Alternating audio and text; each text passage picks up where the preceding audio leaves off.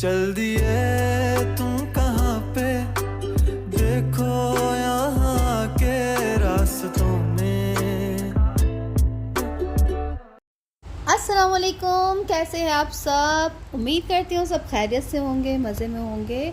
और चलते हैं ड्रामा सीरियल कभी मैं कभी तुम की तरफ, जो कि एपिसोड नंबर 24 होने वाली है। तो एपिसोड नंबर 22 और 23 हम देख चुके हैं। उनमें हमने सब वो हालात देखे हैं जो हमने पहले ही सोच रखा था कि एक लॉयर क्लास में जाके बैठे हैं तो वहाँ पे इनको किन किन हालात का सामना करना पड़ेगा। तो वो सब सिचुएशन से गुजर रहे हैं और ड्रामा बहुत स्लो हो गया, बहुत स्लो हो गया, लेकिन मज़ा आ रहा है। मज़ा आ रहा है सिर्फ हानिया और आमिर और फहद मुस्तफ़ा की वजह से, क्योंकि इनकी एक्टिंग बहुत मज़े की है, इनकी डायलॉग डिलीवरी बहुत मज़े की है और बहुत मज़े के सीन है, क्यूट सीन है। तो आने वाली एपिसोड में होना ये है कि शजीना के ऊपर उसके पेरेंट्स की तरफ से दबाव है, प्रेशर है कि वो दोनों मुस्तफ़ा और शजीना उनकी तरफ मूव कर जाएं, उनकी तरफ शिफ्ट हो जाएं।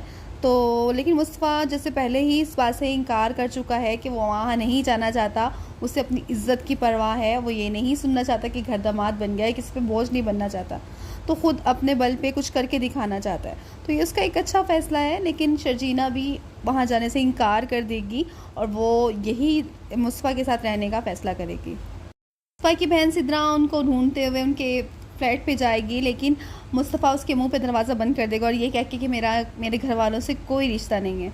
देखा जाए तो इस मामले में सिद्रा का कोई कसूर नहीं था और सिद्रा का कोई कसूर है भी नहीं। उसने इनसे रब्ता करने की कोशिश की, शर्जीना से रब्ता हुआ तो उसने कांटेक्ट किया, वहाँ उनके पास आती है, लेकिन मुस्तफ़ा इस टाइम इतना परेशान दुखी हो चुका है अपने रिश्तों को की तरफ से कि उसने सिद्रा को के मुँह पर भी दरवाज़ा बंद कर दिया।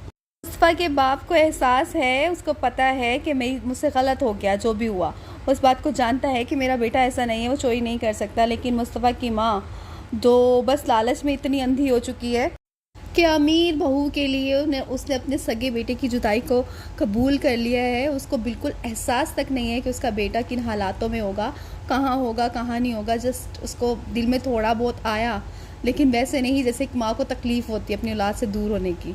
और दूसरी तरफ अदील जैसे इसी इंतज़ार में बैठा था कि रुबाब जाए और वो नताशा के पास जाए, तो वो नताशा के पास चला तो गया है और ये सीन कब तक छुपा रहेगा और जैसे रुबाब के सामने आएगा तो क्या हंगामा खड़ा होगा। तो इस चीज़ का हम सबको भी इंतज़ार है और अदील की दुर्गत बनते हुए इसको आसमान पे चढ़ के जो बैठा हुआ है, आसमान से ज़मीन पर आते हुए देखने के लिए हम सबको बहुत शौक़ है और बहुत इंतज़ार है। वो आने वाली एपिसोड्स में देखेंगे।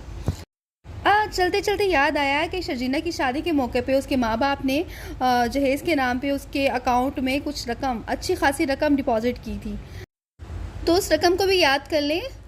कहानी लिखने वाले भी उस रकम को भूल चुके हैं, डायरेक्टर भी उस रकम को भूल चुके हैं, तो उन पैसों को इस्तेमाल में लाएं और इतने पैसे तो होंगे ही कि जिससे एक अच्छा घर की फर्नीचर आ जाए, छोटी मोटी ज़रूरत की चीज़ें आ जाए और उन पैसों को भी इस्तेमाल में लाया जाए।